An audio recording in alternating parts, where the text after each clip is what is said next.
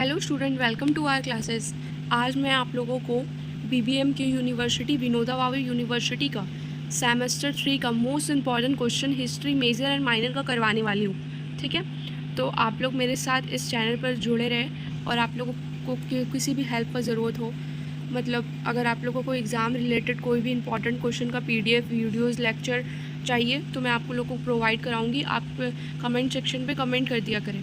Okay, आज मैं आप लोगों को हिस्ट्री मेजर माइनर का मोस्ट इम्पॉर्टेंट क्वेश्चन कराने जा रही हूँ। ठीक है, जो कि ये भारत पर अरब आक्रमण के कारण और प्रभाव का वर्णन करे। भारत में जो अरब आक्रमण हुए थे ना, उनके कारण और उनके प्रभाव के बारे में क्वेश्चन में पूछ रहा है। ठीक है, तो भारत पर तुर्कों के आक्रमण के पहले अरबों ने आक्रमण किया। देखिए, इसमें बताया गया भारत में तुर्क जो थे ना, तुर्क के आक्रमण से पहले भारत में अरबों का आक्रमण हो चुका था। अरब लोग सिंध के पश्चिमी किनारे से आगे नहीं बढ़ सके थे। उन्होंने केवल मुल्तान और मंसूद पर ही अपना राज्य कायम किया और इससे शेष भारत पर विशेष प्रभाव नहीं पड़ा। दक्षिण भारत, जैसे पैराग्राफ चेंज करके मैंने लिखा, दक्षिण भारत से अरबों के व्यापारी संबंध बहुत पुराने थे। भारत में उनके सिंध और मालाबार में व्यापारिक केंद्र भी थे, परंतु 136 ईस्वी में खलीफा उमर ने धार्मिक क्रांति की नीति अपनाई।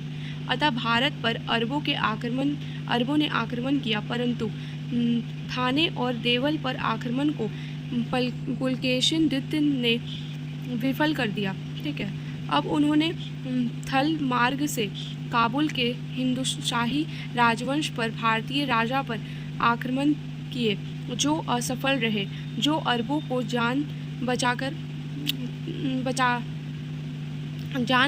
भागना पड़ा। तो अरबों को जान बचाकर भागना पड़ा। ठीक है, सन 695 और सन 699 में भी अरब पूरी तरह पराजित हुए और काबुल पर हिंदुशाही वंश का आधिपत्य बना रहा। ठीक है, सिंध पर अरबों का आक्रमण। अब इसमें बताया गया सिंध प्रदेश जो था, वहाँ पे जो अरब आक्रमण किए थे वो किस प्रकार किए थे।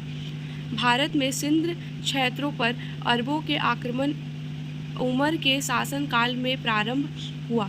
643 ईस्वी में सिंध पर पहला आक्रमण हुआ।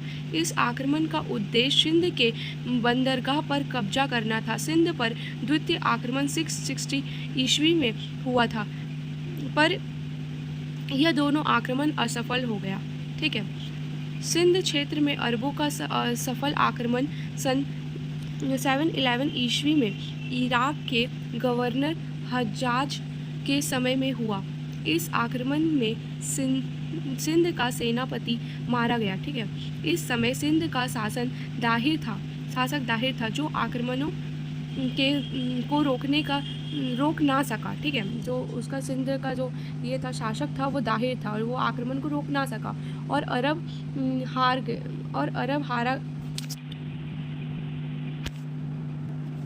और अरब द्वारा आसानी से देवल पर कब्जा कर लिया। ठीक है, मीर कासिम ने हिंदुओं को मुसलमान बनाया और 17 वर्ष से अधिक पुरुषों की हत्या कर दी गई।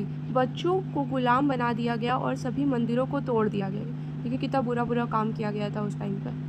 ठीक है, अब है विरुण और सेहवान पर आक्रमण। ये दो प्रदेश है, ये जो स्थान है, इन पर आक्रमण किस प्रकार से हुआ। विरुण की अधिकांश जनता बौद्ध थी तथा उन्होंने बिना लड़े आत्मसमर्पण कर दिया और सेहवान के जातियों के संघर्ष किया। सेहवान के जातियों जो थे उन्होंने संघर्ष किया और वह हार गए और निरुन और सेहवान पर अरबों ने लूट कर सब तहस नहस कर सब ले गए। ठीक है, अब है दाहिर से युद्ध। जो दाहिर था उससे युद्ध हुआ। राजा दाहिर ने अरबों को पराजित किया, अतः मीर कासिम ने 1712 ईस्वी में उस पर आक्रमण कर उसकी हत्या कर दी। उसके बाद उसकी विधवा रानी के संघर्ष किया। उसके बाद उसकी जो विधवा रानी थी वह संघर्ष की और अंत में स्वयं को जलाकर जोहर कर लिया गया। मीर कासिम ने दाहिर के 2 पुत्र को पकड़ लिया और खलीफा के पास वापस पूर्ति के लिए भेज दिया। कासिम ने ब्राह्मणवाद अधिक करने के लिए आक्रमण किया। इसका जवाब जयसिंह ने किया और उसके कई मंत्री और अन्य लोग कासिम से मिल गए और जयसिंह हार गया। आगे बढ़ते हुए कासिम के राजधानी अटौल पर आक्रमण किया और वह अरबों का अधिकार हो गया। 1713 ईस्वी में कासिम ने मुल्तान पर आक्रमण किया और मुल्तान को भी जीतने में सफल हो गया। ठीक है, कासिम को यह बहुत अधिक सेना प्राप्त हुई। उन विजयों के बाद कासिम पंजाब और कश्मीर तक जाना चाहता था और इसी बीच उसकी हत्या करवा दी गई। ठीक है, अब ये तो हम लोग पढ़ लिया। अब मेन चीज़ हम लोग को क्या पढ़ना है, भारत पर अरबों के ये सब भूमिका है। ठीक है, भूमिका हम लोग थोड़े से अच्छे से लिखते हैं तो हम लोग को ज़्यादा अच्छा मार्क्स मिलने का चांसेस होता है, इसीलिए हम लोग भूमिका अच्छे से लिखते हैं। ठीक है, अब मेन पॉइंट लिखना है क्या, भारत पर अरबों के आक्रमण के कारण। ठीक है, तो मेनली देखिए किस प्रकार से मैंने डाटा बनाया, आप लोग भी एग्जाम में इसी प्रकार से डाटा बनाया, आप लोग को भी अच्छे मार्क्स मिलेंगे।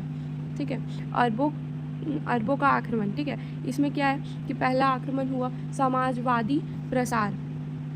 ठीक है, दूसरा आक्रमण के कारण थे, पहला आक्रमण के कारण समाजवादी प्रसार, दूसरा इस्लाम का प्रचार। ठीक है, धर्मांतरण तीसरा, और पूर्व की पराजय का बदला, ये 4 प्रमुख कारण थे।